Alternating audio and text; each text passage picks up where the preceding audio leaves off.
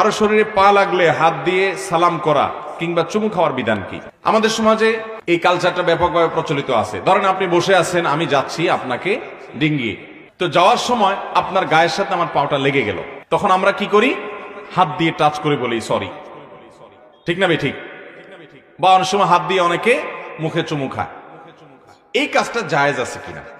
এটার উত্তর হলো, প্রথমত আমাদের সবাইকে জানতে হবে যে কোনো মানুষকে অপমান করা জায়েজ না জায়েজ?